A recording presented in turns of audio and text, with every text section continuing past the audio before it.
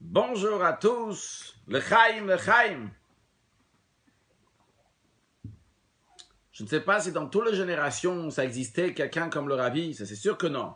Mais quelqu'un qui a expliqué aussi bien comment un juif, il a un niveau très très haut et comment il peut influencer sur le monde dans le bien et la responsabilité qu'il a pour amener de la lumière de partout.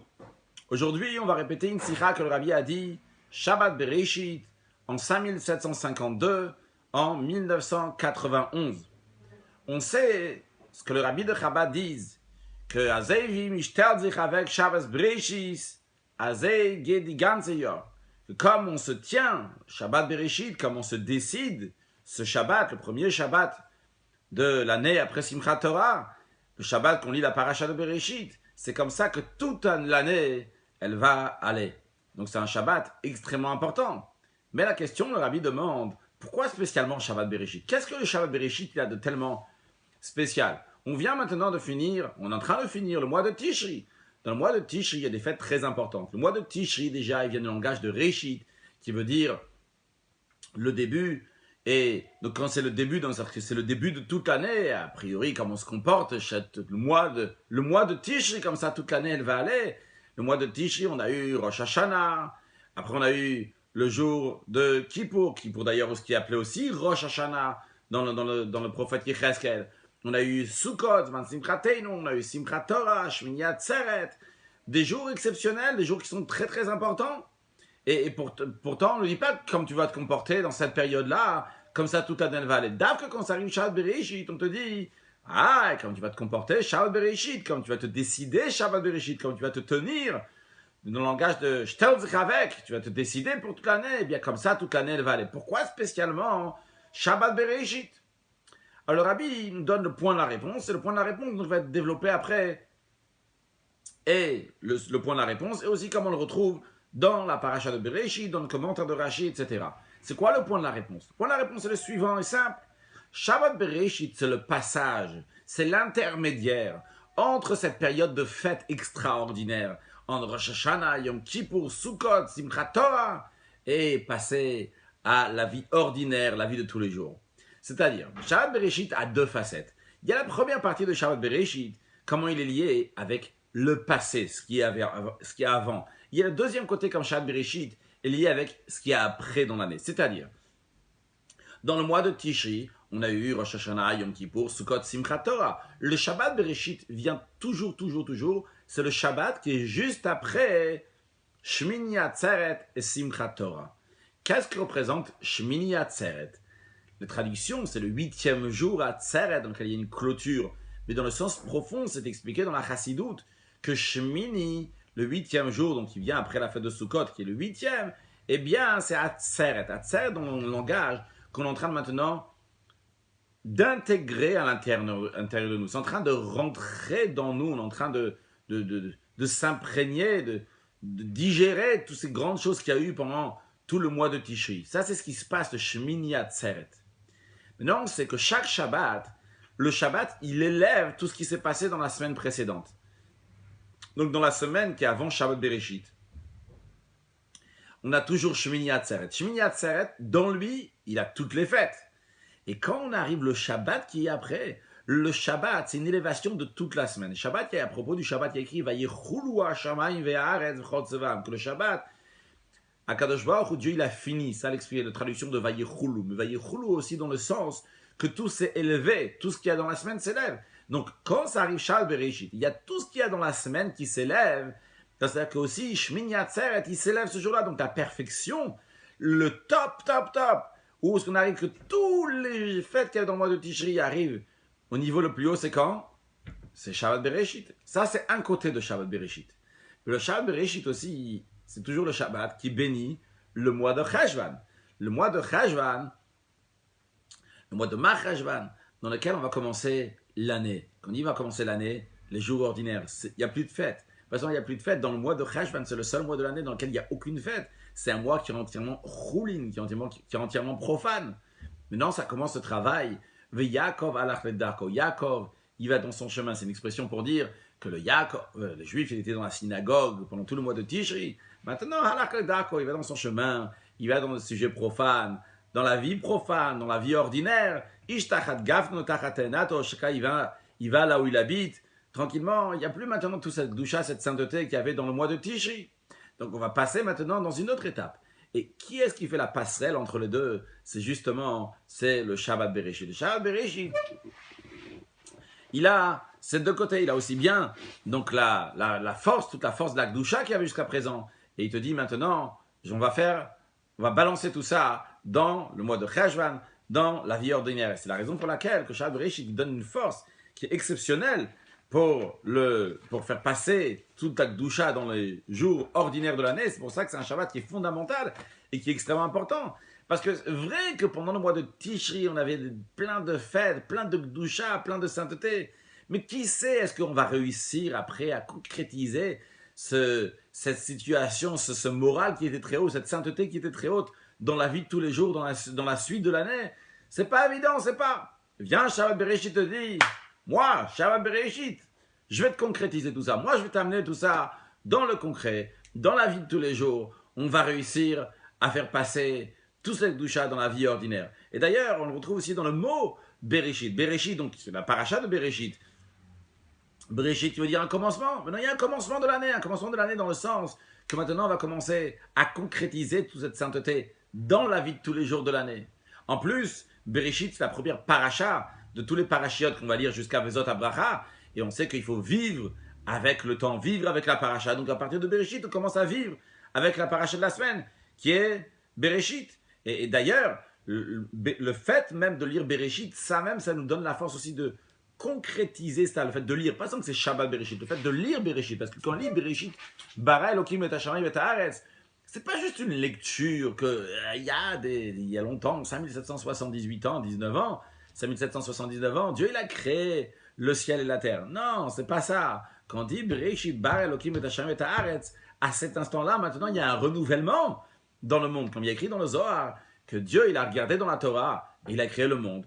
Alors le Zohar dit, de la même chose aussi, Barnash, Mistakel Beoraita, Mekayem Alma. L'être humain aussi, il regarde dans la Torah, il fait exister le monde. Une différence, Dieu il a créé le monde, il fait exister le monde. Dans tous les cas, ça nous donne la force de prendre tout l'élan, l'énergie, les forces que on a pris dans le mois de Tishri, et de les amener dans le monde, dans le Bereshit, Bara Elokim, dans le monde. Et quand on va se décider, comme ça on va se tenir de manière forte, avec des grandes décisions, Shabbat Bereshit, et bien comme cela, après, tout le reste de l'année, il va continuer avec ces grandes forces qu'on a décidé, Shabbat Bereshit.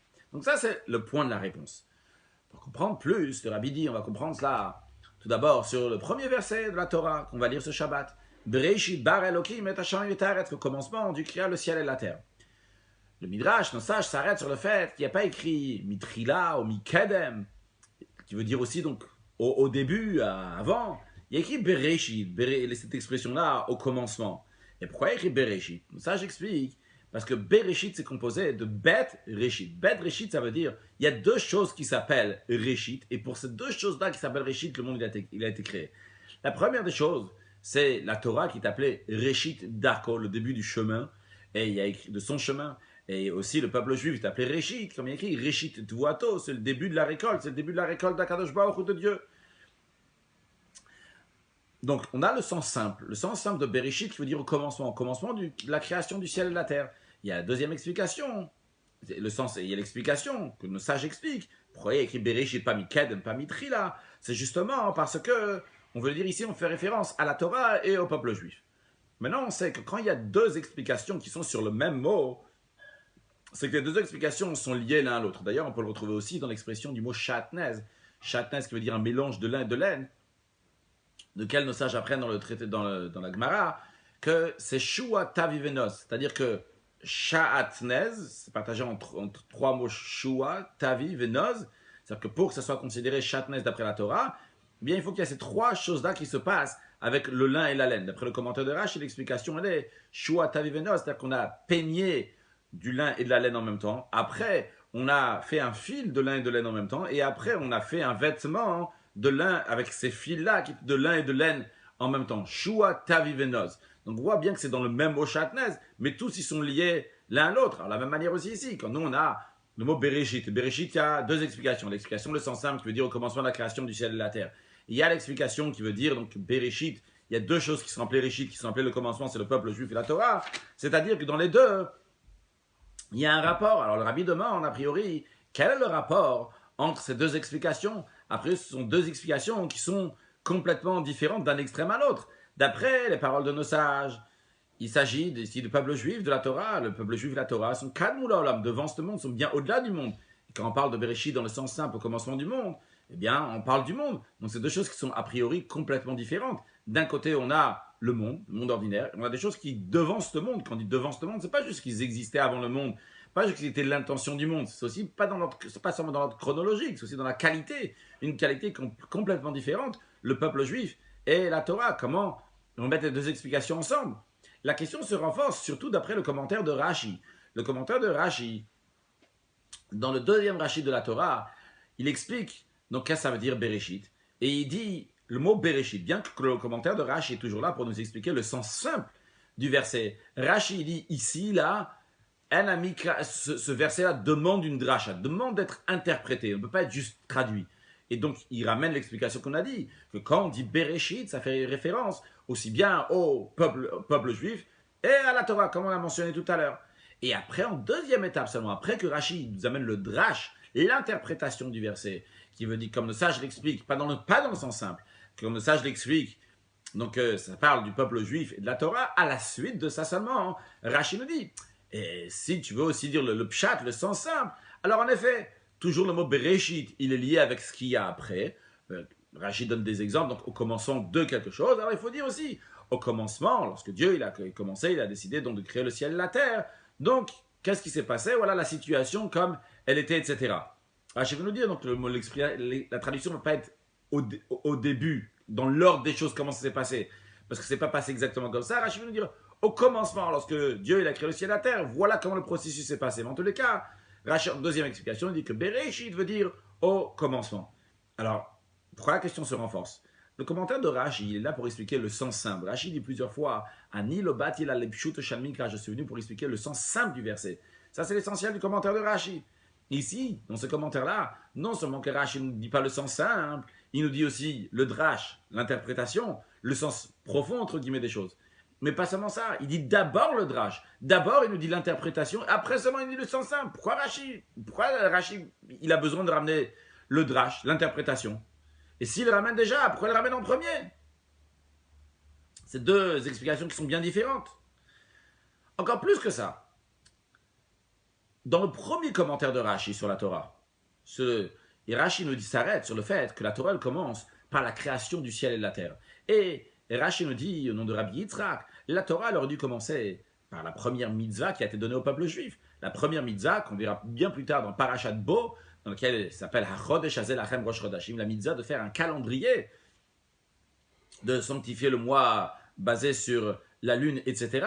HaChodesh Hazeh Lachem Rosh Chodashim, il fallait commencer par le premier commandement que Dieu il a donné au peuple juif.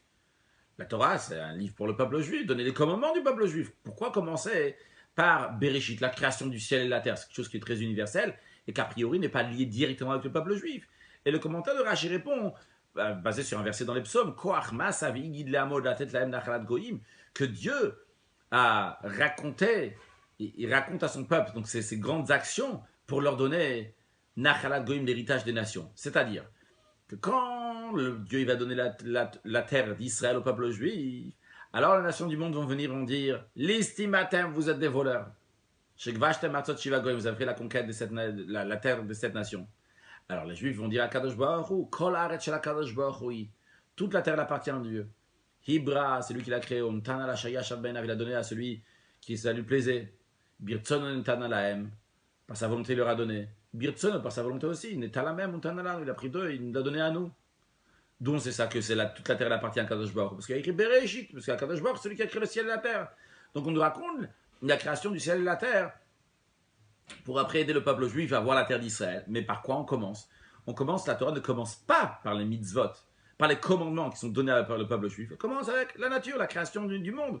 A priori, c'est pas dans le même esprit du deuxième Rashi. Dans le premier Rashi, il nous dit, les mitzvot, les commandements, on va les attendre plus tard. D'abord, on va parler de la création du monde. Après, on parlera des commandements pour le peuple juif, etc. Dans le deuxième commentaire de Rashi, Rashi commence, il nous parle de quoi? La première des choses, il nous dit, sache, Bereshit pour la Torah, pour Israël, pour le peuple juif. Après, en deuxième étape, il dit, bon, il y a un commencement du monde aussi, dans le sens simple. L'explication est la suivante.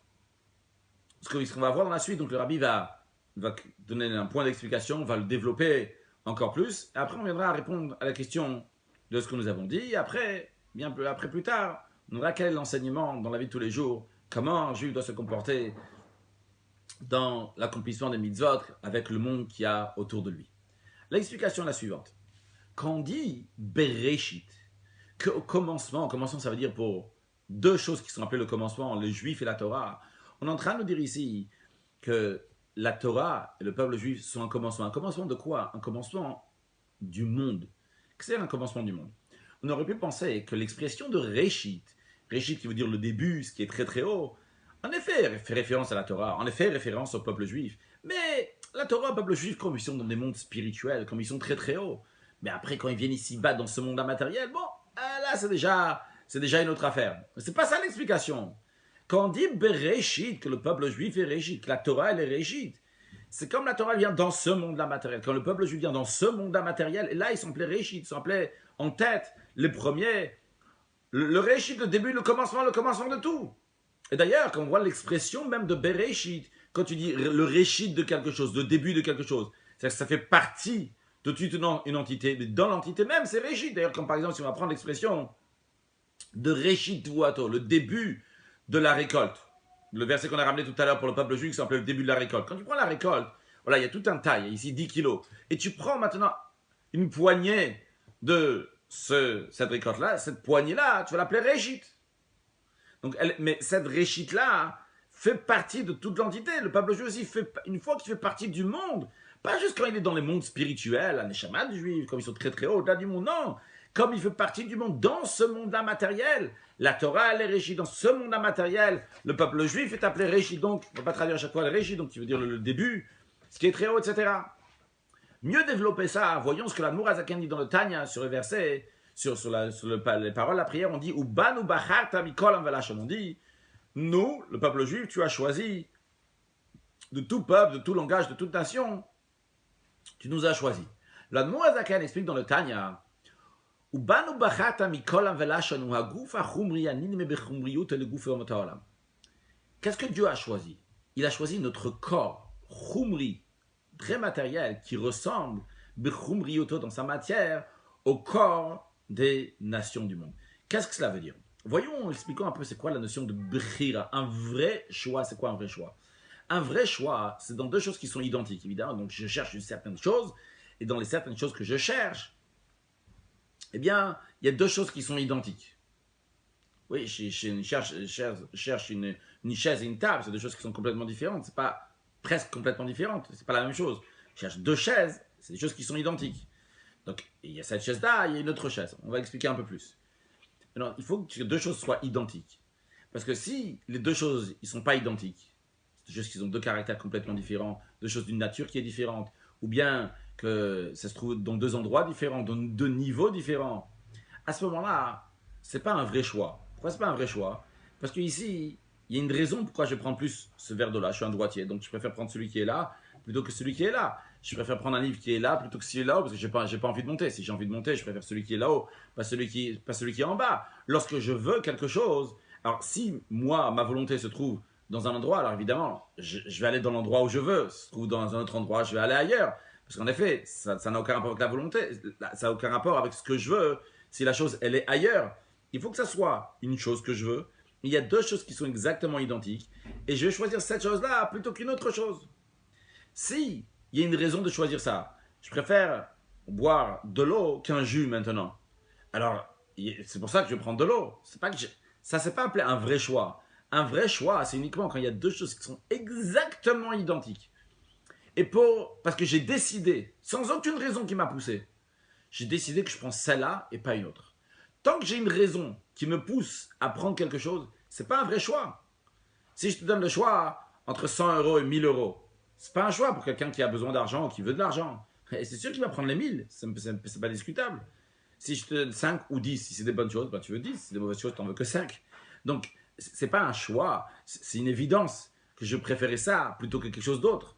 Un vrai choix, c'est quand j'ai décidé parce que j'ai décidé. Point barre. J'ai décidé comme ça. Il n'y a pas une raison. Du moment où il y a une raison pour choisir plutôt ça que ça, c'est pas un vrai choix. C'est pas brira mitit, c'est pas brira chofshit. Peut-être en français, ça s'appellera un choix, mais c'est pas ça le vrai choix. En ce qui nous concerne, quand Kadosh Baruch vient choisir le peuple juif, qu'est-ce qu'il va choisir? La Noura nous dit qu'est-ce qu'il a choisi? C'est le corps. Pourquoi pas l'âme? Parce que l'âme divine, évidemment, l'âme divine, si c'est l'âme divine, alors bien sûr, ce n'est pas un choix de choisir l'âme divine qui existe chez le juif. C'est une parcelle de Dieu. Comment tu peux comparer ça aux autres nations? Donc il n'y a pas de quoi comparer, c'est incomparable. Du moment c'est incomparable, il n'y a pas une vraie bechira, il n'y a pas un vrai choix, ça ne s'appelle pas un choix. Si je donne une boîte dans laquelle il y a des diamants, une boîte dans laquelle il n'y a pas de diamants, qu'est-ce que tu vas choisir? Tu vas choisir, évidemment, la boîte dans laquelle il y a des diamants. Donc ici, on doit choisir un corps dans lequel il y a une âme divine, un corps dans lequel il n'y a pas d'âme divine. Et si tu choisis celui dans lequel il y a l'âme divine, tu choisis pour l'âme divine qui est à l'intérieur, c'est pas un vrai choix. Le choix d'Akadosh Baruch dans le peuple juif, c'est par rapport au corps. Le corps humain. Et quand on parle du peuple juif lorsqu'il est dans un niveau très très haut et qu'ils sont au-delà du monde, ça c'est pas, il n'y a pas encore un choix dans ça. Ils sont complètement écartés, ils sont au-delà du monde. Il n'y a pas de comparaison. De même lorsqu'on parle, donc uniquement lorsqu'on parle du peuple juif lorsqu'il est dans ce monde-là et qu'il y a un corps que son corps matériel ressemble au corps de toute nation, c'est exactement le même corps. Et pourtant, Kadosh Baruch il choisit ce corps-là. Eh bien à ce moment-là, on peut dire là il y a eu un choix. Et d'ailleurs dans la Torah, on dit Becha Bachar Hashem. Mikolam, qu'Hachem t'a choisi de toutes les nations, Davka Mikolam, toutes les nations. Là, on peut dire, Hachem t'a choisi. De même, quand on dit dans la prière, qu'on vient de dire dans le fait de Sukkot, Mikolam, tu nous as choisi, mais tu nous as choisi de toutes les nations. Ça fait qu'il y a des nations, Kadosh Baruch vient de choisir. Donc, toute la Bechira, le choix d'Akadosh Baruch, il est dans le corps du juif. Ça, c'est ce que la Mourazakan dit. Il s'agit du corps. Encore plus que ça, le rabbi nous dit. L'Admour Azaken ne dit pas Ouagouf agashmi, aninbe begashmiyuto. Il dit Ouagouf achumri, aninbe bechumriyuto. La différence entre gashmi et chumri, gashmi, c'est la matière, ça peut être la matière qui est raffinée, qui a déjà été travaillée, qui est assez élevée. Par contre, quand on dit le chumri, c'est de la pure matière. C'est la pure matière comme on parlerait de la terre, une chose qui est complètement, vraiment banale, qui n'a aucune qualité. Pourquoi l'Admour Azaken ne dit pas Ouagouf agashmi? Parce que même le corps matériel du juif a un raffinement. En quoi il est raffiné? Le fait, par exemple, qu'il mange cachère. Alors ça fait que son sang, sa chair, il va avoir quelque chose de particulier, un raffinement. Ça peut être aussi donc par rapport à son caractère, par rapport à son âme qui est à l'intérieur, qui a une influence sur le corps. Mais ça, il n'y a pas un choix sur ça. Le gashmi, le matériel, le physique corporel, peut être déjà à un niveau qui est plus haut. C'est la raison pour laquelle Kalmour Azaken ne s'arrête pas sur, ne dit pas le mot gashmi, dit le mot chumri. Quand il dit chumri, ça veut dire donc le niveau le plus matériel, le niveau qu'il peut y avoir et dans le corps du juif. Et ça, Kadosh Baruch Hu l'a choisi. Le Ubanu Bachat Amikol Anvela Hashon, c'est le choix que Kadosh Baruch Hu a fait. Un choix qui est tout à fait irrationnel, parce qu'un choix, encore une fois, n'a pas de logique. Eh bien, ce choix-là, la Kadosh Baruch Hu, est dans le corps matériel du juif. Le Rabbi rajoute en parenthèse, c'est la raison pour laquelle que c'est pas possible de dire que les Kochavim ou Mazalot, que les astres, les étoiles et les astres des nations du monde, parce qu'on sait qu'il y a tout le monde, chaque peuple, il a un Mazal, donc il a des astres qui dirigent, qui le représentent, etc. Alors, il aurait pu demander, les astres des nations, ils vont dire, qu'est-ce qui se passe ici? Toutes les nations du monde sont des créatures de Dieu, comme les Juifs, eux aussi doivent recevoir la nourriture de Dieu, comme les Juifs, comme toutes les créatures. Et d'ailleurs, c'est déjà arrivé une fois qu'il y a eu cette accusation, quand les Juifs ont traversé la mer Rouge, après la sortie d'Égypte, eh bien, Dieu voulait faire noyer les Égyptiens et sauver les Juifs. Et qu'est-ce qu'ils ont dit? Ils ont dit les deux sont idolâtres. Les Juifs sont idolâtres et les Égyptiens aussi sont idolâtres. Pourquoi sauver plus les uns que les autres? En quoi sont différents les Juifs? Alors, le Rabbi dit, il n'y a pas de quoi demander une question. Pourquoi? Parce qu'Akadosh Baruch Hu, Dieu il a choisi le peuple juif.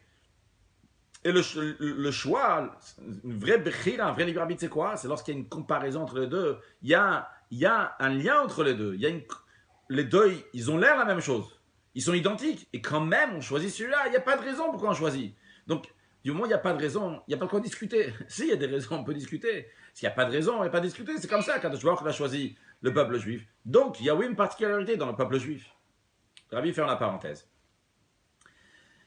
Et il revient donc sur ce qu'on disait sur le fait que le peuple juif est appelé Réchit. On comprend que lorsqu'on parle du peuple juif en tant que Réchit, on ne parle pas donc juste Réchit, quand on dit ah, parce que le peuple juif, ils sont le rab divin, lorsqu'ils sont dans des mondes célestes, ils sont très très hauts, là-bas ils sont appelés Réchit. Non, justement, toute la notion de Réchit, elle est ici-bas, dans ce monde-là. Quand on dit justement, c'est encore plus.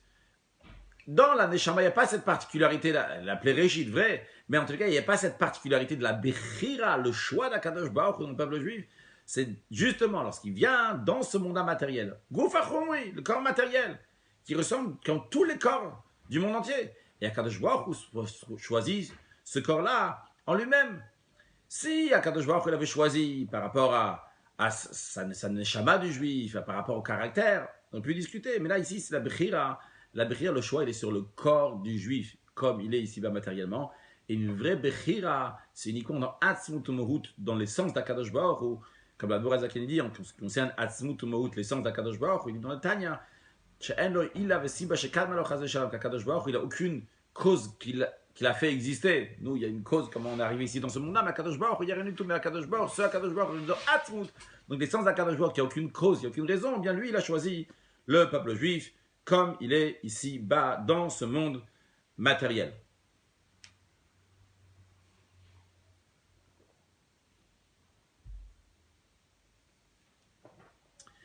Et donc, dans le corps matériel du juif, il y a une qualité, il y a une supériorité, même par rapport au caractère qui est donné au juif par rapport à sa neshama. Vrai, sa neshama, son âme, elle a une certaine influence sur lui, il a un caractère qui est raffiné, etc. Mais il y a une supériorité dans le corps, parce que le corps, lui, il a été choisi par Akadosh Baruch Hu. Donc ça, c'est en ce qui concerne le peuple juif. Le peuple juif a été choisi par Akadosh Baruch Hu dans ce monde matériel. Donc Réchit, le fait qu'il est appelé Réchit, le début, le commencement de tout, c'est comme il est dans ce monde-là. Alors de la même manière qu'en ce qui concerne le peuple juif qui est appelé Réchit, de la même manière aussi, de la même manière, dans le même esprit, mais une dogmat, en ressemblance. Mais en ressemblance à ça aussi, en deuxième Réchit, la deuxième chose qui est appelée Réchit, donc dans la Torah aussi, il y a cet même esprit. Pourquoi? La perfection de la Torah, c'est pas comme la Torah, elle est là-haut, comme les anges vont l'étudier. C'est pas comme elle est par des voies célestes. C'est comme la Torah, elle a été donnée ici-bas dans ce monde matériel. Et comment elle va rentrer dans la tête d'un juif, comment il va la comprendre, comment il va arriver à une certaine conclusion. Ça, c'est la perfection de la Torah, comme la Moura Zakani d'Antania. Que la Torah, Yarda, Venasa, Besetera Madrega, Madrega, Madrega, que la Torah elle est descendue de niveau en niveau jusqu'à qu'elle est venue dans ce monde-là. Elle est habillée dans des choses matérielles. Dans la halachot, c'est des choses matérielles. Oui, quand on parle des tzitzit, c'est des fils qui sont en laine, dans un vêtement, des tefilines, c'est de la peau de vache, des choses qui sont matérielles. Et cette Torah-là, elle est écrite avec de l'encre sur un livre, sur du parchemin. De l'encre, c'est matériel. Le parchemin, c'est matériel. Donc, tout ça, la Torah, elle est descendue, elle s'est habillée dans le monde matériel, elle se trouve ici-bas. Et lorsque la Torah se trouve ici, quand même, on retrouve sa qualité particulière, dans le même esprit que quand le juif se trouve ici-bas, on retrouve sa qualité particulière. La même chose aussi dans la Torah. Et comme d'ailleurs, on a dit à Simchat Torah, dans le poème, qu'on dit dans Sisu Simchat Torah, le jour de Simchat Torah, on dit Kitov Sacha Mikol Schora Mipaz Miptili Mikara, que sa marchandise, la marchandise de Torah, c'est la meilleure marchandise plus que de l'or et des perles. C'est-à-dire que même dans le monde de la marchandise, quand on parle dans un monde matériel, on voit la qualité de la Torah, que c'est une marchandise qui est exceptionnelle. C'est la Torah que Dieu nous a donnée. Mais dans ce monde matériel, et d'ailleurs, un non-juif n'a pas le droit d'étudier la Torah. C'est pas donné pour le non-juif. Et c'est dans le même esprit de ce qu'on a dit avant. C'est que dans le corps matériel, lorsqu'il descend ici-bas, eh bien par cela, on voit la qualité. Il descend ici-bas. Quand le corps matériel se trouve ici-bas, à ce moment-là, on voit la qualité du juif. La même chose aussi dans la Torah, lorsqu'il descend dans ce monde-là, eh bien à ce moment-là, on voit la qualité de la Torah. Juste quand même, Rabbi rajoute en parenthèse qu'il y a quand même une différence fondamentale entre la Torah et Israël. Que la Torah, même quand elle est descendue ici-bas, elle reste dans toute sainteté. La Torah, elle ne prend pas d'impureté. Par contre, le corps du juif, en étant ici-bas, c'est un corps gashmi v'chumri, c'est un corps qui est tout à fait matériel. Mais d'un autre côté, il y a quelque chose d'exceptionnel qui existe que dans le peuple juif, c'est qu'il y a le bechira, le choix d'Akadosh Baruch Hu. Donc, où est-ce que ce choix? Le choix, il est dans le corps du peuple juif. Et sur ce plan-là, c'est quelque chose qui est exceptionnel dans le peuple juif, pas dans la Torah, parce que la pensée d'Akadosh Baruch Hu, il a pensé d'abord au peuple juif, après la Torah. comme on voit, toute la Torah, elle est là pour donner des ordres au peuple juif. C'est-à-dire, si la Torah est là pour donner des ordres au peuple juif, c'est-à-dire que d'abord il y avait le peuple juif, et après, seulement la Torah. C'est d'ailleurs la raison pour laquelle que la Torah n'est pas une condition dans le fait que Hachem va choisir le corps du juif. Le fait qu'Hachem a choisi le corps du juif, c'est une chose. Ça vient de Atmon, de l'essence d'Akadosh Baruch qui a choisi le corps du juif. Le fait qu'il y a donné la Torah au peuple juif, c'est encore un deuxième détail. Évidemment que les juifs est lié avec la Torah, mais c'est deux choses qui sont différentes. Donc, en tous les cas, quand deux choses qui sont différentes dans le sens que par rapport à Kadosh Baruch, la Torah et Israël sont deux choses. Il y a d'abord la Torah, après, il y a d'abord Israël, pardon, et après il y a la Torah. Donc, dans ce paragraphe-là, c'est le Seif Gimel de la Sikha, le Rabbi a expliqué donc, que quand on dit Bereshit, c'est quoi? C'est Bereshit, le juif est appelé Réchit, pas juste quand il est dans le monde spirituel, mais dans ce monde matériel. Et comme on le retrouve, donc le choix de la Kadosh Baruch est dans le peuple juif comme il est ici-bas, et de même dans la Torah, sa particularité comme elle est ici-bas.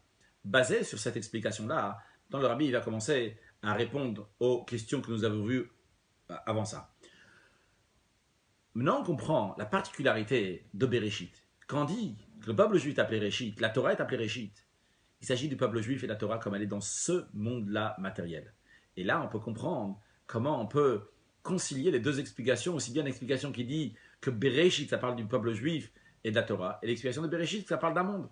Parce que justement, on le dit, comme le peuple juif fait partie de ce monde, lorsqu'il rentre dans ce monde-là même, eh bien, dans ce monde-là, on regarde, dans ce monde-là, on voit comment ils font partie de la création. Bereshit bar Elokim, c'est-à-dire que le corps, il fait partie de, comme tous les corps, comme toute la matière qu'il y a dans le monde. Et dans ce monde-là matériel, eh bien, Akadosh Baruch il choisit le peuple juif. S'il n'y avait pas le choix de Dieu, le corps du juif serait exactement le même que tous les corps qu'il y a dans le monde. Et justement, on te dit, quand il vient dans le monde matériel, même là, on voit il a un réchit. Il était sorti, il est particulier. Donc on te dit, c'est quoi la conciliation entre les deux? On te dit, tu veux savoir c'est quoi la perfection de ce monde-là? La Rashi te dit, la première des choses, on te dit la perfection de ce monde. Bereshit, il y a la Torah, il y a Israël. Sans eux, il n'y a pas de perfection dans ce monde-là. Il y a la perfection du peuple juif. Il y a la Kedusha, la Kavana, tout le but de la création du monde. Elle est là. C'est le Réchit. Et c'est ça qui amène, donc il va y avoir un monde. Et d'un autre côté, une fois qu'il y a le monde, eh bien dans ce monde-là, Kadosh Baruch choisit, prend les Bnei Israël en tant que Réchit de ce monde. Donc il y a ici un mix des deux explications. Oui, on parle d'un monde ordinaire, mais dans ce monde ordinaire-là, pour qu'il y ait cette perfection, il y a le Réchit, Torah et Israël.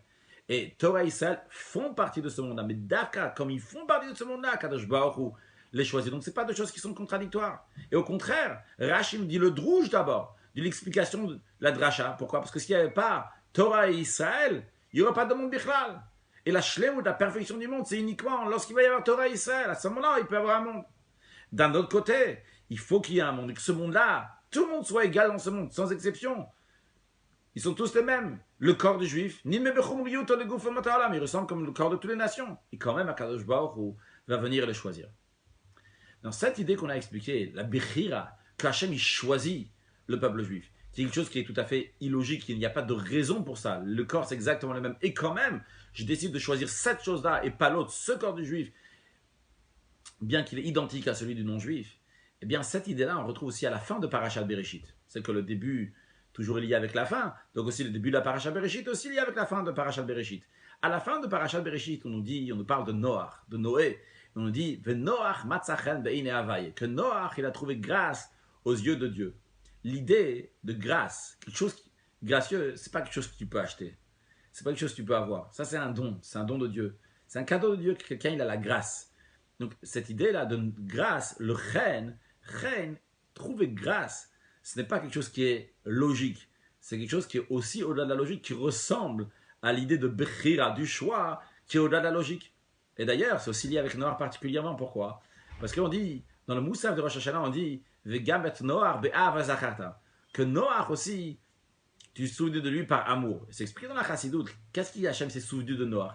C'est souvenu, c'est la qualité des Neshamot Israël, des âmes du peuple juif, qui avait dans Noach, puisque de Noach, en effet, il n'était pas juif, mais de lui allait venir après tout le peuple juif. Et donc Dieu s'est souvenu de Noach parce qu'il y a la qualité du peuple juif qui était dans Noach.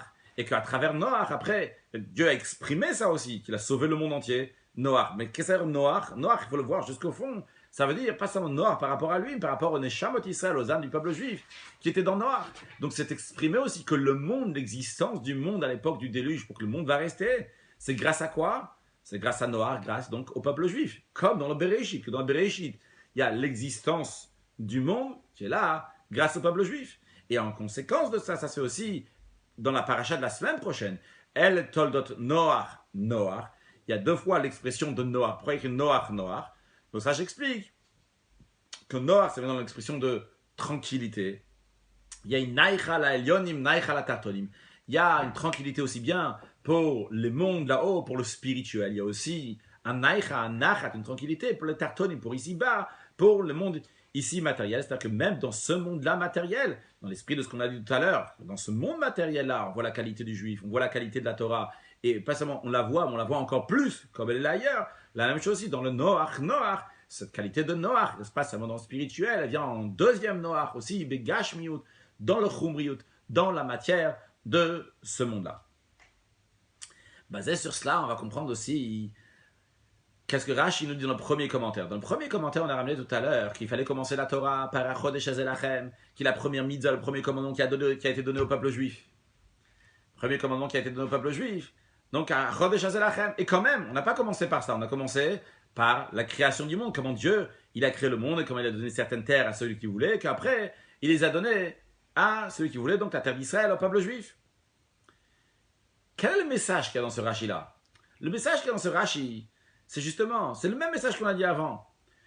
La particularité, c'est pas que le peuple juif et la Torah sont au-delà du monde, déconnectés du monde. Si ce serait ça qu'on voulait nous dire, en effet, on aurait commencé avec les mitzvot, avec les commandements. On a commencé avec Chodesh Hazelachem. Mais on n'a pas commencé avec Chodesh Hazelachem. On a commencé avec ce monde-là matériel. Ce monde-là, Akadosh Baruch Hu, Bereshit bara Elokim, Akadosh Baruch Hu, il a créé un monde. Ce monde-là qu'il a créé, tout est égal, tout exactement la même chose. Il n'y a aucune différence entre une chose et une autre. Dans ce monde-là, tout c'est de la matière, bara Elokim, le même chomer, la même matière. Et dans ce monde-là, il peut y avoir des arguments. L'istimatem, ils vont dire, vous êtes des voleurs, vous avez pris la terre d'Israël. C'est Nachlat Goïm, c'est un héritage pour les nations, pas pour le peuple juif. Et Akadosh Baruch Hu, il leur a donné en effet. C'est Akadosh Baruch Hu, c'est Dieu qui leur a donné. Et quand même, dans ce monde-là, dans ce cas, il y a cette égalité, quand même, Dieu, il vient et il nous choisit de toutes les nations. Et il raconte comment il a créé le ciel et la terre pour vous dire, sachez, lorsqu'il viendra un jour, on va vous dire, vous êtes des voleurs sur la terre d'Israël, c'est moi qui ai créé le monde. Et c'est moi qui vous a dit, que cette terre-là vous appartient. De la même manière que je vous ai choisi de toutes les nations, de la même manière aussi, j'ai choisi une terre pour vous, qui va être une terre de la même manière. Donc, il y a le Haman Nifrar, le peuple élu. De la même manière aussi, il y a une terre aussi qui est élue pour son peuple élu. Et d'ailleurs, le fait que Dieu nous a donné la terre d'Israël, matérielle, ça vient et ça exprime aussi de manière dévoilée dans ce monde matériel comment Hachem a choisi le peuple juif. C'est pas juste. Si Hachem avait juste choisi le peuple juif, ça aurait pu rester donc quelque chose, une théorie, quelque chose de spirituel. Comme je le comprends, ce que le Rabbi veut dire ici, le fait qu'il nous a donné aussi une terre. Donc ça vient exprimer que le choix d'Akadosh Baruch, le choix de Dieu dans le peuple juif, s'exprime aussi dans quelque chose de matériel, comme dans la terre. Donc on a répondu aux questions qu'on avait avant, comment on peut réconcilier donc les deux commentaires sur le mot Bereshit, d'un côté donc sur le peuple juif qui est au-delà du monde, d'un côté un monde qui a été créé, c'est la même chose. C'est dans ce monde matériel, il y a le peuple juif appelé Bereshit. On a compris aussi pourquoi Rashi, a priori on avait une contradiction dans les deux Rashi. Une fois on nous parle donc du peuple juif, on nous dit d'abord on va parler de la création du monde, et après seulement on va parler des mitzvot, des commandements. Et le premier Rashi qui nous parle d'abord du peuple juif, on a dit c'est pas une contradiction, pas du tout, parce que justement on vient nous parler du peuple juif comme il est dans le monde, et que là-bas, dans ce monde-là qui est égal à Kadosh Baruch Hu, les a choisis. Alors basé sur ça, Rabbi, on a expliqué aussi tout à l'heure la paracha de Bereshit, comment il y a l'idée de Bechira, comment Dieu a choisi le peuple juif dans ce monde matériel.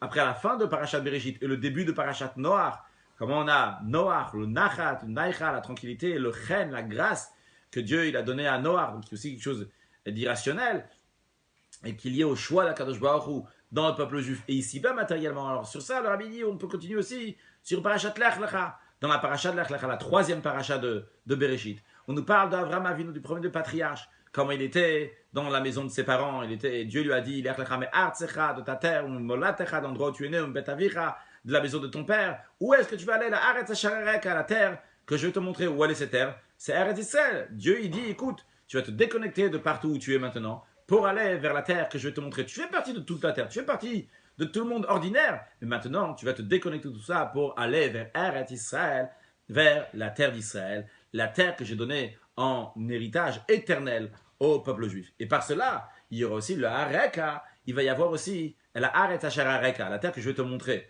Ça peut être traduit Areka, je vais te montrer la terre, mais ça peut être aussi l'explication de Areka que je vais te montrer toi-même, je vais te dévoiler toute ta qualité, les qualités qu'Abraham il avait quand il va se déconnecter d'où il est maintenant. Il va être déconnecté, il va arriver à un niveau qui est beaucoup plus haut, de la même manière que Dieu a choisi le peuple juif, il l'a mis à un niveau beaucoup plus haut. De la même manière aussi, le fait qu'Abraham Avinu, il va partir de l'endroit où il est, là on va voir, donc, comme un Kadosh Baruch Hu, il choisit les Bnei Israël, va se dévoiler la vraie qualité de Abraham Avinu, qui il est, qu'est-ce qu'il est. C'est un juif, la qualité de lui et de tous les juifs, à travers qui va aller en Eretz Israël. Il y a un lien entre le peuple juif et Eretz Israël. Basé sur cela, on va comprendre aussi la particularité de Shabbat Bereshit. Lorsqu'on lit dans la Torah, tout la paracha de Bereshit, et on a dit, comme on se décide Shabbat Bereshit, c'est comme ça que toute l'année elle va aller. Quel rapport? Ces deux qualités-là, le peuple juif comme il est tout à fait au-delà de la nature, le peuple juif comme il rentre dans la nature, ces deux choses-là sont liées avec les fêtes de Tishri et le reste de l'année. Comment ça? Lorsqu'on a les fêtes de Tishri, alors à ce moment-là, on a, comme le juif il est tout à fait au-delà de la nature, il n'a pas de contact avec les choses du monde, il est complètement séparé de tout, et il a la fête de Rosh Hashanah, de Yom Kippour, de Sukkot, surtout à Simchat Torah Shmini Atzeret, il a écrit que c'est une fête qui est uniquement pour toi, il n'y a pas d'étrangers avec toi. Donc ça, c'est une fête qui est exceptionnelle. Quand on voit comment les Juifs se réjouissent avec la Torah, comment ils dansent avec la Torah, etc. Là, ils sont complètement déconnectés. Ça, c'est la première explication de Bereshit. Bishui la Torah, Bishui l'Israël. Pour la Torah, pour l'Israël, qui sont appelés Réchit. Mais c'est déconnecté du monde. Mais après, on a la deuxième partie dans Bereshit. On a l'explication donc ordinaire de Bereshit, le commencement de la création du ciel et de la terre. Cette deuxième étape-là, ça fait référence au reste de l'année, 11 mois de l'année, dans lequel on a affaire essentiellement avec le sujet du monde. Et Shabbat Bereshit, il a les deux en même temps. Shabbat Bereshit, il fait un mariage entre les deux. Il marie aussi bien le passé avec le futur. Il fait le passage entre le passé et le futur. Il fait l'intermédiaire entre le passé et le futur, entre les fêtes et les jours ordinaires. On a donc la qualité, donc, du peuple juif comme il est Be'etzem, donc c'est Shabbat Bereshit, comme le monde a été créé, Bishui la Torah, Bishui l'Israël, qui sont appelés Réchit. Et on a la force que maintenant, on va aller dans notre travail, chacun dans sa mission personnelle, dans la vie du quotidien. Et que là-bas aussi, dans ce monde-là, son matériel, Khumri, tout matériel. Et là-bas aussi, on prend des forces de Shabbat Bereshit pour aller dans la vie de tous les jours, dans le profane tous les jours, dans le Gashmi, dans le Khumri ou dans la matière. Et que là-bas aussi, on va ressentir, on va remarquer cette qualité de Ata Bechatan Mikol Amim, comment Dieu nous a choisis de toutes les nations. Anna, vous pouvez ramener un verre d'eau, s'il vous plaît? Merci. D'après ce qu'on a dit, donc la qualité des Bnei Israël, donc peuple juif en tant que peuple élu, s'exprime de manière dévoilée. Merci. Et encore plus même, comme ils sont dans ce monde-là matériel. Le Rabbi nous dit, il y a un nafka mina, il y a une différence concrète. Il y a une conclusion, il y a un enseignement à tirer. Et un enseignement de base essentiel. Comment le juif doit faire son travail. Et pas seulement dans des époques tout brille. Même quand il est en exil, comment il doit faire son travail. Quel est cet enseignement essentiel, Ikar Visod, dans la manière comment le juif doit faire son travail. Le Rabbi nous dit, puisque tout, le monde entier, il a été créé pour le peuple juif. Et ça s'exprime dans ce monde-là matériel, pas dans le spirituel, comme un Kadosh Baruch Hu, il a choisi le corps du juif, comme il ressemble, donc à tout le corps de toutes les nations. On comprend que quelle que soit la situation, dans n'importe quel moment, dans n'importe quelle époque, même dans le moment le plus matériel, c'est-à-dire l'endroit le plus matériel, même quand un juif il est en galoute, il est en exil, eh bien là-bas aussi s'exprime le réchit, le fait qu'un juif il est réchit, il est au-delà de tout, et que le monde il a été créé pour lui, parce que c'est le peuple lui, qu'Akadosh Baruch Hu l'a choisi. Et sur ça, il n'y a pas de changement, parce que Dieu il ne change pas. Et ça, que Dieu il a choisi le juif, ça c'est pas quelque chose qui va changer. Si toute la qualité du juif était uniquement parce qu'il est régi, parce qu'il a des qualités intellectuelles, un caractère raffiné, quoi que ce soit, bon, on aurait pu discuter que c'est pas toujours que le juif c'est un peuple lu, c'est uniquement lorsqu'il y a la lumière de la Neshama qui va briller dans lui, lorsqu'on voit clairement, concrètement, qu'il a une qualité. Mais Dieu n'a pas choisi le peuple juif par rapport à ses qualités, qualités spirituelles ou par rapport à un caractère ou quoi que ce soit. Il a choisi le corps matériel. Eh bien, le choix d'Akadosh Baruch ou le choix de Dieu, il existe toujours, il est toujours là. Il n'y a, pas de changement sur ça, il n'y a pas de condition, il n'y a pas de changement. Donc on comprend que même lorsque le juif est en exil, et quand, en effet, on a dit dans le Moussaf des défaites, on a dit à cause de nos fautes, nous avons été exilés de notre terre. Bien qu'on ne voit pas de manière dévoilée la qualité de la neshama, de l'âme, on ne voit pas comment l'âme elle est régite. Mais même si tu ne vois pas la qualité de l'âme, qu'est-ce que ça change la qualité de l'âme? C'est aussi important en vérité. Mais qu'est-ce qui reste? Ce qu'il y a toujours là? La qualité du corps. La qualité du corps. Le corps, c'est quoi sa qualité? Il l'a appelé régite. Akadosh Baruch Hu l'a choisi. Donc non seulement que les Juifs ne sont pas soumis aux nations, quand ils ne sont pas soumis aux nations, ce n'est pas seulement par rapport à la neshama. L'âme du Juif n'est pas soumise. Même le corps n'est pas soumis. Un Juif a sa mission à faire, il doit faire sa mission. Ce n'est pas les nations qui vont décider est-ce qu'il doit étudier la Torah, est-ce qu'il doit accomplir les mitzvot. Il n'est pas soumis aux nations en ce qui concerne sa neshama et même par rapport à son corps. Et au contraire, ils sont appelés réchit, ils sont le début, comme ils sont dans ce monde-là. Et pour eux, on a créé la nation, pour eux, on a créé le monde. Encore plus que ça, le Talmud dit, c'est ramené dans plusieurs endroits, c'est ramené à quelque part, il est écrit dans les Mahamarim, basé sur ce qui est écrit dans le Talmud, de Torah Traim, c'est ramené, basé sur ce qui est écrit dans Chagiga, que dans chaque génération, dans toute époque, les nations chez lesquelles le juif se trouve, bien, ils sont une grande nation. Le rabbi ne dit pas dans la Satira là, mais on peut dire, par exemple, aujourd'hui, l'Amérique c'est la puissance mondiale, là-bas il y a le plus de juifs. À l'époque, il y a 70 ans, il y avait, c'était je ne sais pas combien de temps, c'était les Russes, etc. Dans l'histoire, chaque fois qu'il y avait des juifs quelque part, cette nation-là, c'était la nation qui était la plus importante. Donc ils reçoivent leur grandeur à travers le peuple juif. Ah, et maintenant, on va dire, mais un instant, les juifs, il y a Shibud Malchuyot, c'est la vérité. Il y a une soumission aux nations. Encore plus que ça, il y a écrit Dina de Malchut Dina. Lorsque le juif se trouve dans un pays, il doit faire les règles du pays. Encore, il y a écrit Altit Gare Baumot, il y a écrit qu'il ne faut pas provoquer les nations pour faire la guerre avec eux, juste comme ça.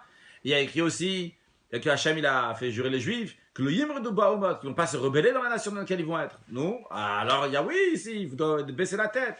Le rabbi dit Chaz Veshalom, il ne faut pas mélanger les choses.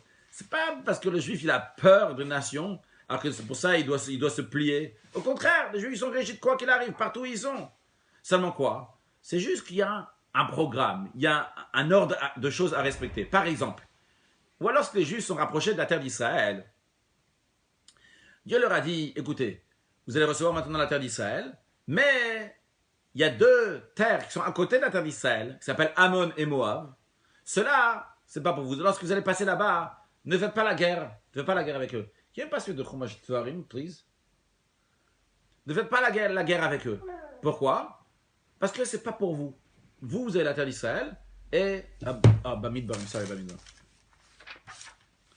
Donc, parce que, thank you. Parce que c'est pas pour vous. C'est pour voir, pour illustrer. Vous voyez ici, il y a la terre de Ammon, là il y a la terre de Moab, et là il y a la terre d'Israël. Lorsqu'ils sont entrés en terre d'Israël, Dieu leur a dit, touchez pas à Ammon et Moab. C'est pas pour vous. Ça c'est la descendance, Ammon et Moab, c'est la descendance de Lot. Donc vous n'allez pas faire la guerre avec eux. Vous n'allez pas les provoquer. Certains vont pas faire la guerre, certains vont pas provoquer, mais en tous les cas, pas faire la guerre avec eux. Pourquoi?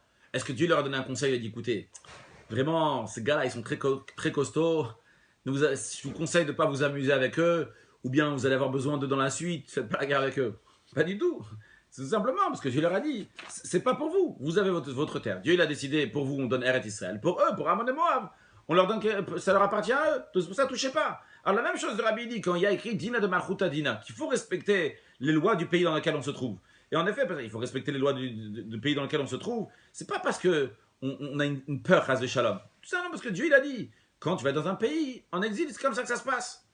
Mais ça ne change pas du tout le fait que le peuple juif est appelé Réchit, même lorsqu'il est dans le monde, même qu'il est avec les nations. C'est-à-dire que toute la notion de Dina de Malchuta Dina, qu'il y a les règles des nations, etc., ça concerne des choses matérielles. Certaines choses matérielles. Il y a des impôts, il y a des taxes à payer dans le pays dans lequel on est. Il y a des lois qui sont liées avec de l'argent, etc., qu'il faut payer. Donc il faut payer tout ça. Mais en ce qui concerne Torah Mitzvot, bien sûr ça, la Torah, elle dit clairement, il n'y a pas de quoi discuter. Tu dis pas Dina de Malchuta Dina, ils m'ont dit de travailler Shabbat, c'est Dina de Malchuta Dina. C'est là. Non. Ça, le gouvernement, il peut dire des choses, c'est contre la Torah. C'est sûr que c'est pas du tout lié avec le juif. Parce que le juif doit faire ce que la Torah, elle dit, pas ce que les nations ils disent. Et pas seulement que l'âme n'est pas soumise aux nations, parce que c'est évident que l'âme n'est pas soumise aux nations. D'ailleurs, comme le rabbi précédent a dit, que nos âmes ne sont pas été renvoyées en exil. En ce qui concerne nos âmes, il n'y a aucune personne, aucune nation qui peut nous dire quoi faire. Mais encore plus que ça, même par rapport au corps du juif, même par rapport à sa matière, eh bien, le juif reste toujours réchit, il reste toujours en haut, il reste toujours au-delà des nations. Et ça qui a dina de malchuta dina. C'est pas parce que le juif il est soumis en dessous des nations. Parce que Dieu il a dit, il y a un ordre, à cause de nos fautes. Maintenant, quand tu vas aller en exil, tu dois écouter et faire comme dans le pays où tu es. On va te dire. Et de ça, on comprend que, de même en ce qui concerne le chesed, les bontés que les juifs reçoivent dans les pays dans lesquels ils se trouvent pendant l'exil. Et en effet, il faut remercier le gouvernement pour ça, comme il y a écrit, que dans les juifs, dans le pays où vous allez aller, dans la ville où vous allez être, il faut demander le bien de cette ville, ce shalom, parce qu'à travers le shalom, la paix qu'il va y avoir dans la ville, dans le pays dans lequel vous êtes, et bien par cela, vous allez avoir la paix. C'est vrai, mais c'est pas parce que les juifs, ils ont besoin du chesed, de la bonté des nations. Au contraire, il y a écrit que chesed le umim khatat, que la bonté des nations, khatat, c'est une faute, comme la Gemara explique pourquoi. Mais lorsque le juif reçoit cette bonté-là, c'est une bonté que le juif reçoit à travers, c'est Akadosh Baruch Hu, c'est Dieu qui lui donne la bonté. Et cette bonté-là qu'Akadosh Baruch Hu lui donne, passe à travers la nation. Donc il y a un programme qui passe par là, mais ce n'est pas un khatat de le fait qu'il reçoit, que le juif reçoit ça, chas v'shalom. Parce qu'au contraire, c'est juste un programme, il y a un programme, ça passe à travers la nation. Donc, en deux mots, ce que Rabbi veut nous dire par là, c'est que tu as bien compris que tu es réchite. Tu as bien compris que Dieu t'a choisi de toutes les nations. Même quand tu es en exil, ton corps matériel, Khumri, il est aussi choisi par Dieu. Tu n'as aucune soumission aux nations. Vrai, tu dois respecter l'endroit où tu es. Tu dois te comporter d'après les règles de l'endroit où tu es en ce qui concerne, bien sûr, les choses qui ne contredisent pas la Torah. Mais sache que pas seulement ton âme n'est pas soumise aux nations, même ton corps n'est pas soumis aux nations. Et d'ailleurs, comme le Maharal de Prague explique, que depuis le don de la Torah, le peuple juif est devenu Bnei Chorin, c'est un titre, donc on est libre, et même qu'il y a un mikré, il y a quelque chose qui est arrivé, qu'on en exil, ça n'enlève pas ce titre-là de Bnei Chorin, qu'on a cette totale liberté. Liberté, donc, on est les serviteurs de Dieu, on n'est pas les serviteurs de qui que ce soit. Et ça, il faut bien se le mettre dans la tête, ce que le rabbi est en train de nous dire ici. Le rabbi rajoute, encore maintenant, un autre point en ce qui concerne tout ça, c'est lié aussi avec l'année dans laquelle on se trouve, c'est l'année He Tavshin Nunbet, l'année où on se trouve quand le rabbi a dit la Sikha, He Tavshin Nunbet 5752. Et les initiales de He Tavshin Nunbet, c'est Hayo Tehe Shnat Niflaot Ba. Ça sera une année dans laquelle il y aura des merveilles dans l'année, toute l'année va être des merveilles. Encore plus que ça, le bet qui est à la fin, Tavshin Nunbet, on peut dire Niflaot Ba, on peut aussi dire Niflaot Bakol, qu'il y aura des merveilles dans tout. Bakol Mikol Kol, qu'il y aura des merveilles dans tous les domaines. Alors tout d'abord, focalisons sur le mot Niflaot. Niflaot, le Zohar nous dit, Niflaot qui veut dire des merveilles, le Zohar nous dit c'est Nun Plaot. C'est 50 merveilles. Évidemment, quand on dit 50 merveilles, c'est pas 51, 2, 3, c'est 50 niveaux de merveilles, de choses qui sont très très hautes. Donc 50 Plaot. Alors, le Rabbi dit ça exprime une perfection de pelle, de choses extraordinaires. Parce que si déjà il y a une fois un pelle, c'est déjà quelque chose qui est extraordinaire. À plus forte raison, lorsqu'il y a 50 fois, alors c'est sûr que ça monte sur quelque chose qui est encore plus extraordinaire. En plus, le Rabbi, quand on dit Noun, 50, ça fait référence à quelque chose qui est éternel. Comme le Yovel, le jubilé qui vient tous les 50 ans, et qui appelait Olam, qui appelait quelque chose qui est éternel. Après, quand on dit Hayote Shnat Niflaot Ba, qu'il y aura des merveilles dans elle, ça fait allusion qu'en plus que l'année précédente, c'était Hei Tavshin Nun Aleph, Hayote Shnat Aren Niflaot Aren, ou que Dieu va nous montrer des merveilles. Ça, c'est l'année passée. Et Rabbi a dit, il y a des merveilles qui sont passées dans l'année précédente, mais Malin Bakodesh, monté dans la sainteté. Donc cette année-là, Niflaot Ba, et donc déjà Tehe, le Hayot Tehe, ça va être, Vayatate, ça va être en pleine forme, il y aura plein de merveilles. Mais en plus, Ba, c'est dans toute l'année. Et Bakol, dans toutes les choses de l'année. Et Rabbi dit, c'est Niflaot, le fait qu'il y a ces merveilles-là dans l'année, les Niflaot, Bichlal en général, donc les merveilles, ça exprime comment Hachem il a choisi le peuple juif, que le choix du peuple juif, c'est aussi quelque chose qui est pelle, qui est extraordinaire, donc qui n'est pas logique, comme on a expliqué avant. Et les rabbis expliquent en quoi ça s'exprime aussi. Comment, le rabbi dit, on a vu déjà concrètement cette année 5752, depuis le début de l'année, que les merveilles de l'année précédente, ils continuent encore et encore plus que l'année précédente. Qu'est-ce qui s'est passé l'année précédente? Le rabbi dit, donc la Russie, que depuis toujours, on n'a jamais laissé les Juifs sortir de Russie, on ne veut pas sortir de Russie. Eh bien maintenant, elle libère les Juifs. Elle aide les Juifs à sortir de Russie pour monter en Eretz Israël et pour s'installer dans d'autres endroits dans le monde. Là-bas, ils vont pouvoir vivre une vie libre. Ils pourront faire Torah Mitzvot. Que dans ça, le Rabbi dit, on voit la qualité du peuple juif, que même les nations du monde, ils reconnaissent ça et ils aident. Comme ça, même la Russie elle-même, elle aide maintenant, reconnaît la particularité du peuple juif. Elle les aide.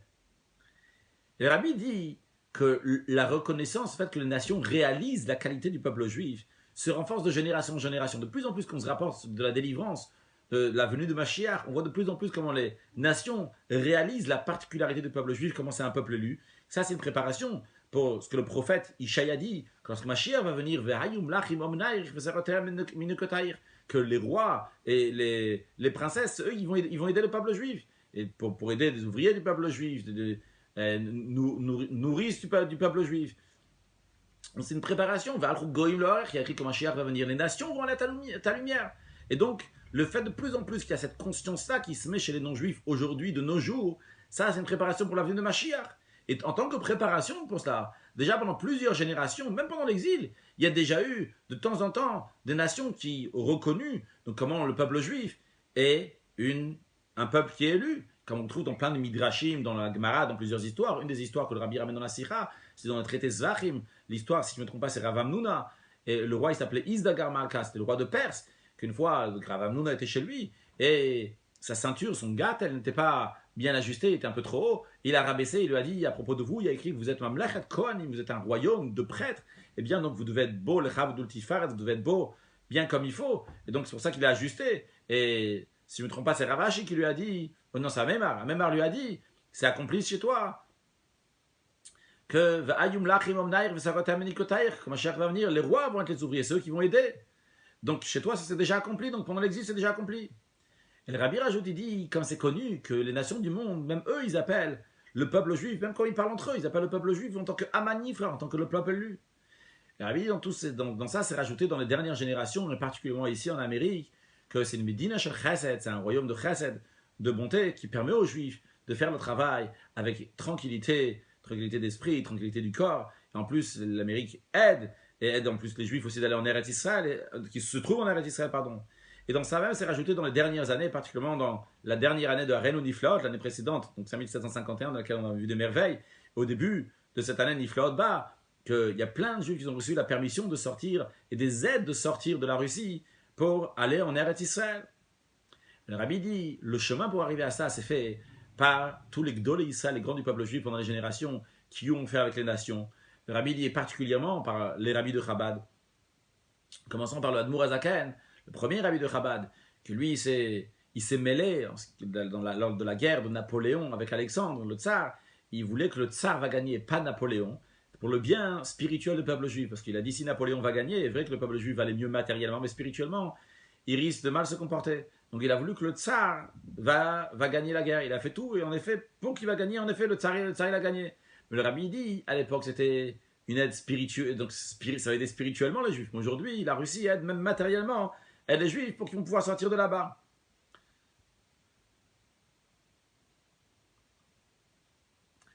Que Dieu fasse, le rabbi dit, que ça va rajouter encore plus, vous savez, Iratson, que ça va rajouter encore plus et encore plus, de manière de Mossif, qu'on ajoute de la lumière jusqu'à ce qu'on s'annuler toutes les limites qu'il y a dans le chesed, la bonté qu'on a amené Israël, et que tout le monde va réaliser la qualité du peuple juif, et que tout le monde va réaliser aussi que Eretz Israël, ça appartient au peuple juif, que chaque juif, même pendant la galoute, il y a une partie, pendant l'exil, il y a une partie de la terre d'Israël qui appartient au peuple juif, et ce qui correspond au commentaire de Rashi. Le premier Rashi de Bereshit, que la force de ses actions, il a dit au peuple juif, pour leur donner cet héritage. Donc l'héritage des nations, Eretz Israël, que si les nations vont dire au peuple juif, vous êtes des voleurs, vous avez pris la terre des 7 nations. Le peuple juif va dire aux nations, toute la terre elle appartient à Kadosh Baruch Hu. C'est lui qui l'a créé, il a donné à qui il voulait. Par sa volonté, il leur a donné, par sa volonté, il a repris, et il a donné au peuple juif. Et le rabbi dit, comme ça a été annoncé, ces jours-ci, dans un rassemblement des nations, peut-être le rabbi parle d'un rassemblement qu'il y a eu à l'ONU, je ne sais pas lequel, en tout cas que Eretz Israël, et particulièrement Hebron, la ville de Hebron, elle appartient aux Juifs, comme il est écrit dans la Torah, dans leur expression des Goïms, ils appellent ça le Bible, la Bible, que eux aussi ils considèrent ça comme un livre qui est cadeau. Juste en parenthèse, à plusieurs reprises, le rabbi a insisté qu'on va dire aux nations que la terre d'Israël ne nous appartient pas, parce que l'ONU l'a dit ou quoi que ce soit, parce que c'est écrit dans la Bible. Une fois que tu dis c'est dans la Bible que c'est écrit, alors à ce moment-là, c'est la Torah qui dit, c'est pas en 1948 que ça appartient à Eretz Israël au peuple juif.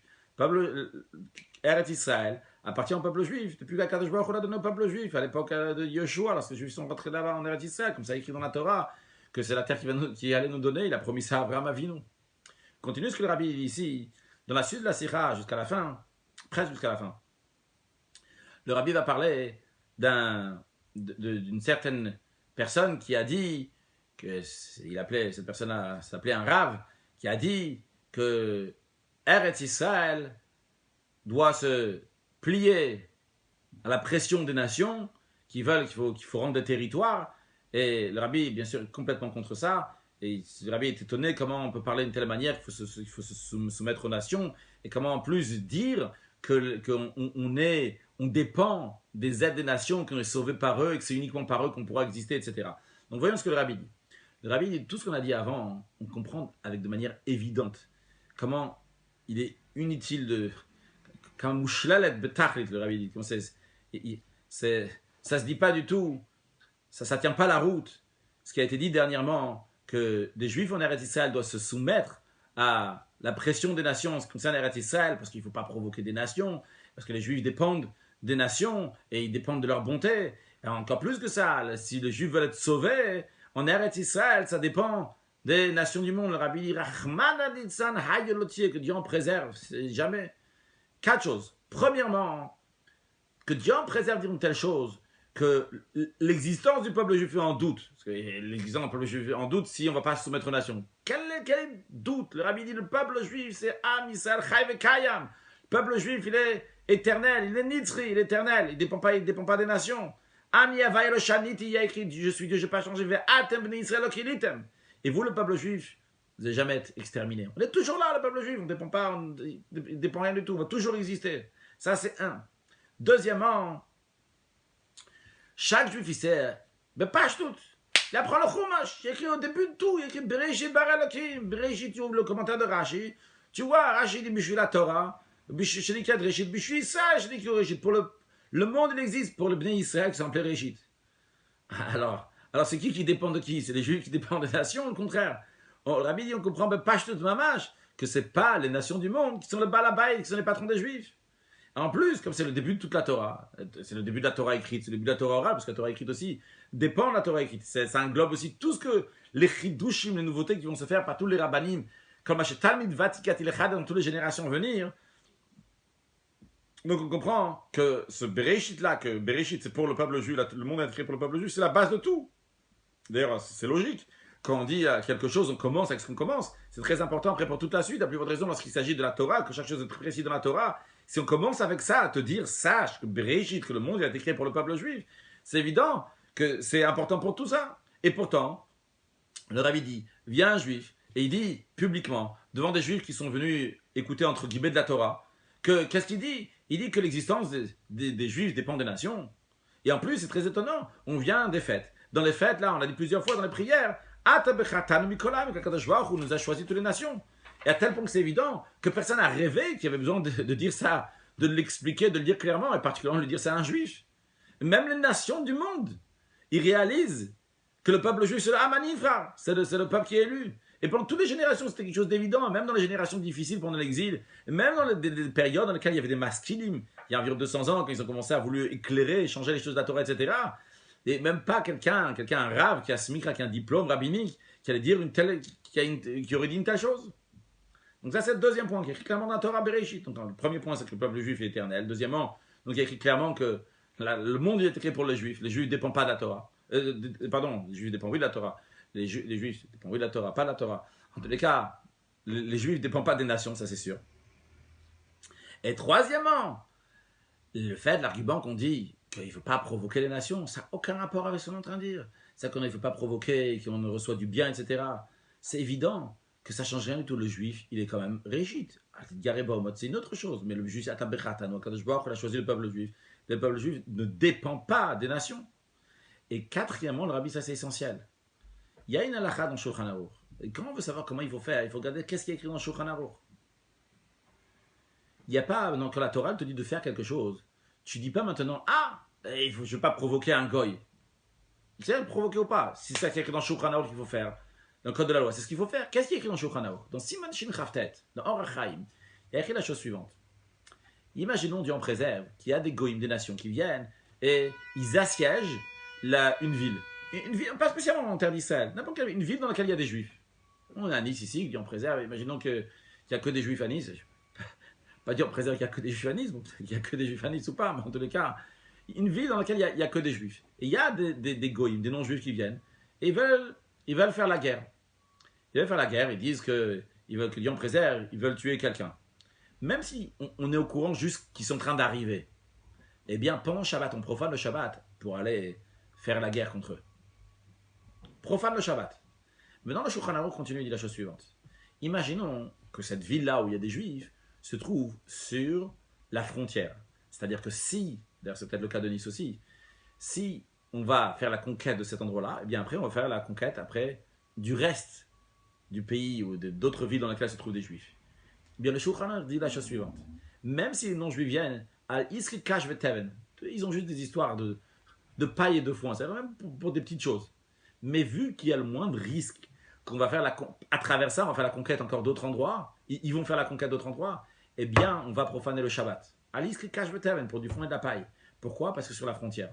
Donc, la même chose aussi en terre d'Israël, le fait de rendre des territoires, t'es rapport maintenant à provoquer des nations ou pas. Si la Torah te dit que tu n'as pas le droit de rendre un territoire sans, même si c'est pas en Eretz Israël, tu n'as pas le droit de donner quoi que ce soit de peur qu'ils vont prendre encore plus.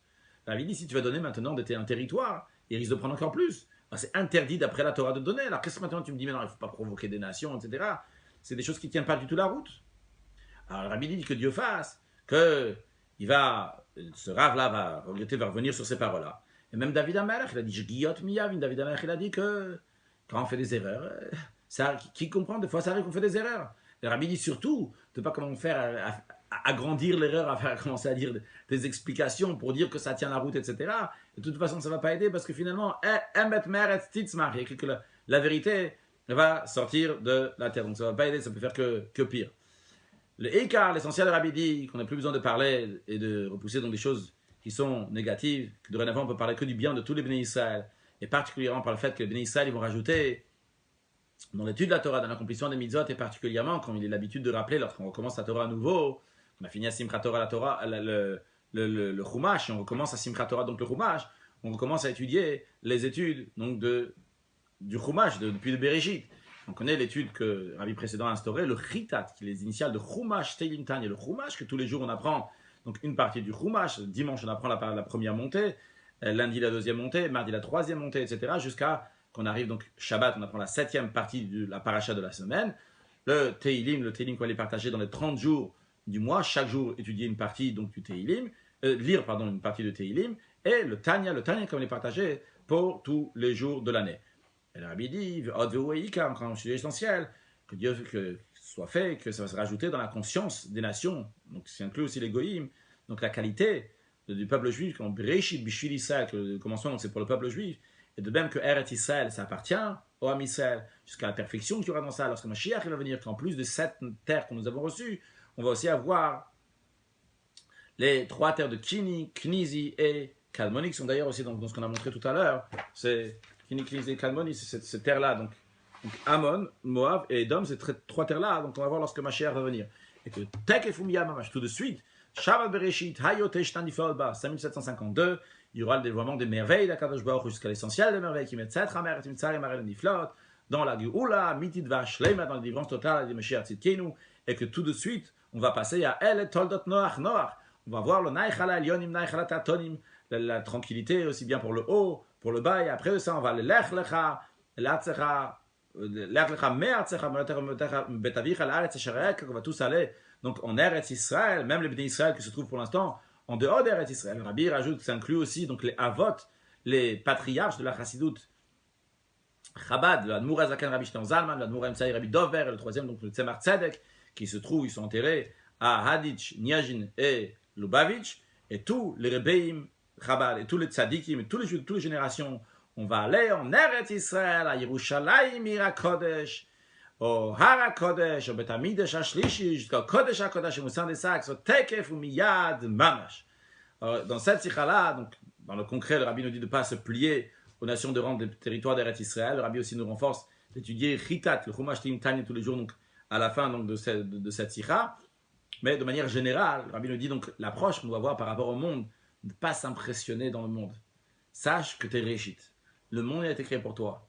Lorsqu'il y a une épreuve, bien sache que l'épreuve est là pour tu vas monter encore plus haut, tu vas avancer encore plus. Maintenant, c'est Shabbat Bereshit.